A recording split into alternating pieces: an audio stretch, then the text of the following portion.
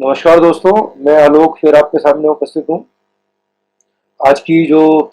खबरों में विशेष खबर तो यही है कि कल से बेंगलोर में जो कांग्रेस अपने गठबंधन के दलों के साथ मीटिंग कर रही है, तो मीटिंग शुरू होगी। मेरे ख्याल से जो खबर आ रही है वो ये है कि कांग्रेस ने पिछले दिनों में काफ़ी और क्षेत्रीय दलों से बात करके लगभग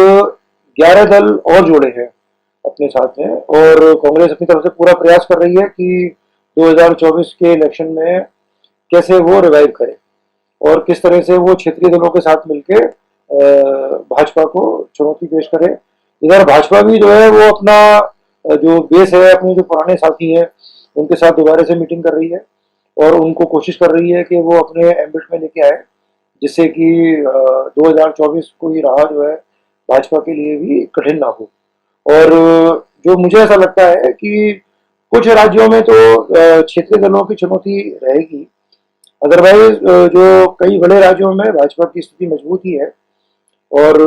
जो ये क्षेत्रीय दल है उनके साथ कांग्रेस किस तरह से सीटों का अपना बंटवारा करती है, किस तरह से उनको सीटें देती है, और उसके बाद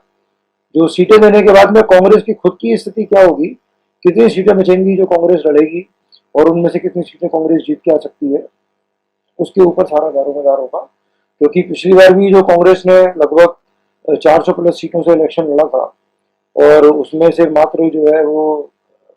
2 डिजिट में सीटें आई थी। तो अगर जो इस तरह से अगर क्षेत्रीय दलों के साथ सहयोग करेगी, मतलब मिलेगी और जो उनको सीटें देगी, उसके बाद में कितनी सीटें, लगभग मुझे लगता है 2 या 250 सीटें बचेंगी कांग्रेस, जहाँ इलेक्शन डायरेक्ट कांग्रेस लड़ेगी अपने टिकट पे, और उसमें से कितनी जीत पाती है और क्या आगे स्थिति बनती है वो अभी भविष्य में ही तय हो पाएगा। लेकिन दोनों दल जो है वो अपनी तरफ से पूरा पूरा जोर लगा रहे हैं कि भाई हम किस तरह से जीत हासिल करें। धन्यवाद।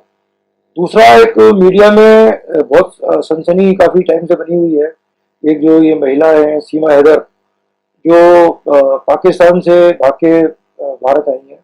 कि नोएडा में उनके कोई जो प्रेमी है उनके साथ शादी करने के लिए उन्होंने, मेरा कहना यह है कि ये एक महिला पाकिस्तान से पहले यूएई चली गई, यूएई से नेपाल, नेपाल से भारत, और अवैध रूप से भारत में आई है, और भारत की जो सुरक्षा एजेंसी है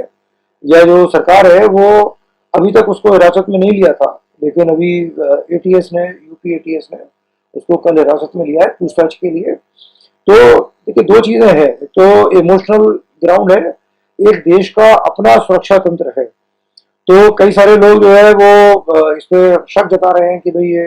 पाकिस्तानी एजेंट है, इसकी आर्मी बैकग्राउंड है। ठीक है, तो मेरे ख्याल से इसकी उच्च स्तरीय जांच होनी चाहिए। दूसरा, जो देश में अवैध घुसपैठ है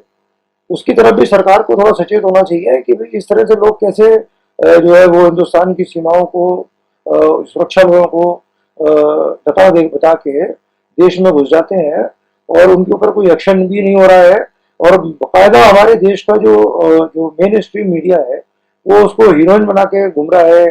जगह जगह उसके ऐसे इंटरव्यू हो रहे हैं जैसे उसने कितना बड़ा काम करा है। इमोशनल बैकग्राउंड अच्छी चीज है, मतलब जो है ठीक है कि भाई प्रेम के लिए, लेकिन अगर वो अवैध रूप से वीजा हासिल करके या उस तरह की फाइट करके अगर आती तो शायद उसका अच्छे से स्वागत होता। लेकिन इस तरह से शक पैदा जाके हो रहा है, और देश को ये मतलब देखना चाहिए कि हमारी आंतरिक सुरक्षा में कितनी खामियां हैं और किस तरह से ये सब चीजें हो रही हैं। धन्यवाद। देखिए, आर्थिक स्तर पे भारत के लिए बहुत बड़ी खबर ये है कि अभी जो है नीति आयोग की एक रिपोर्ट प्रकाशित हुई है, और उसमें जो आंकड़े हैं उसके हिसाब से पिछले 4 वर्षों में लगभग 13.5 करोड़ लोग गरीबी रेखा से बाहर निकले हैं, गरीबी रेखा से उठ के ऊपर आए हैं। और हमारे देश में जो अब गरीबी का जो रिमेनिंग पार्ट है वो लगभग 15% आबादी है जो अभी गरीबी रेखा के नीचे है। तो काफी अच्छा इम्प्रूवमेंट है, और अभी हमें बाकी सफर भी तय करना है।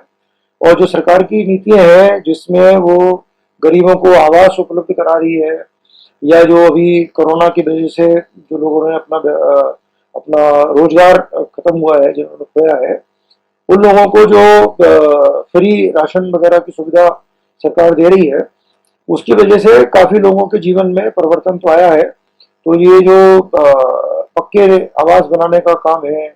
जो सिलेंडर देने का काम है, उसका एक सकारात्मक रिजल्ट ये दिखाई पड़ रहा है कि लगभग 13.5 करोड़ लोग गरीबी रेखा से बाहर निकले। और उसमें खबर ये भी है कि जो हमारे देश के पिछड़े राज्य हैं जिसमें बिहार है, और बिहार में भी काफी ज्यादा मतलब जो अभी अगर देखा जाए तो मध्य प्रदेश और बिहार दो ऐसे प्रदेश हैं जहां सबसे ज्यादा गरीबी उन्मूलन खत्म हुई है, और इन दो राज्यों में सबसे ज्यादा हुई है। ये भी एक बहुत बड़ी अच्छी खबर है। आर्थिक फ्रंट पे एक अच्छी खबर ये भी है कि अभी पिछली जो तिमाही निकली है जून में, जो बैंकों के आंकड़े आ रहे हैं सामने, उसमें जो एक ट्रेंड आ रहा है, जैसे मई में मोदी जी ने 2,000 रुपए के नोट चलन से बाहर करे तो लगभग 2.5 लाख करोड़ के 2,000 के नोट वापस आए हैं। उसके बावजूद भी जो बैंक डिपॉजिट में जो तेजी है बहुत नॉमिनल है, 2-3% की ही तेजी आई है, मतलब बढ़ोतरी हुई है अभी पिछले तिमाही के मुकाबले। और जो सबसे बढ़िया खबरें ये है कि लोगों का जो रुझान है वो फिक्स डिपॉजिट करने में और जो म्यूचुअल फंड करने में काफी बढ़ रहा है। तो जो आंकड़े हैं उसके हिसाब से लगभग 50% की वृद्धि हुई है फिक्स डिपॉजिट में, और लगभग 94% की वृद्धि हुई है म्यूचुअल फंड में। तो इसका मतलब क्या है कि जो शेयर बाजार में जो तेजी है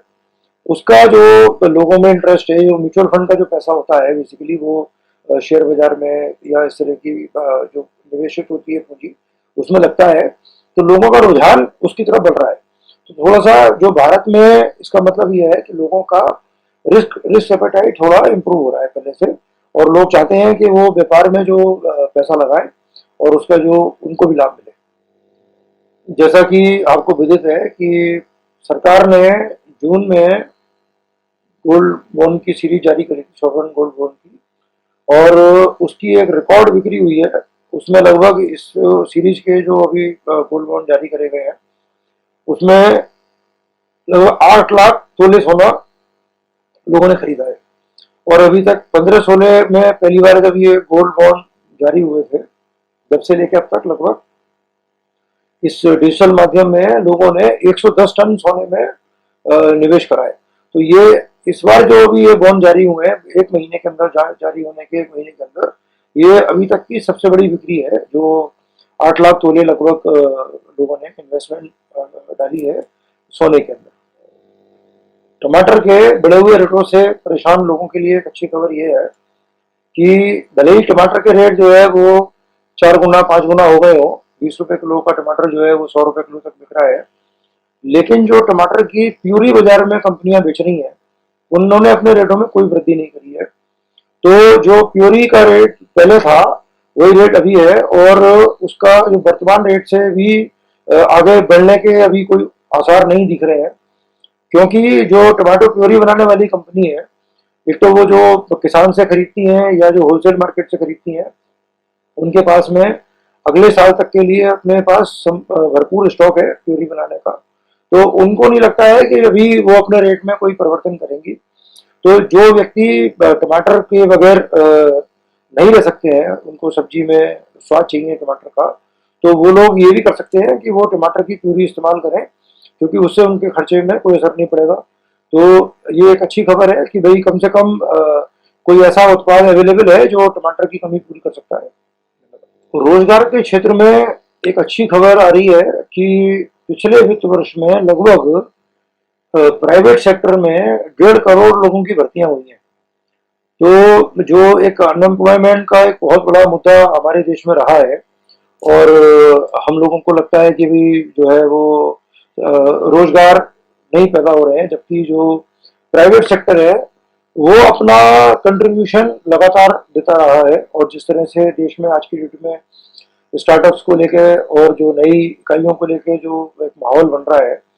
और उसमें लोगों को रोजगार मिल रहा है, और जो पिछले कंपनियों में लोग जो पहले से काम कर रहे हैं उनकी वेतन वृद्धि में भी अच्छी खबरें आ रही हैं। तो जो इंक्रीमेंट वगैरह लोगों के अब दोबारा से कोरोना के बाद सही से लग रहे हैं, और साथ साथ में रोजगार में भी वृद्धि हो रही है।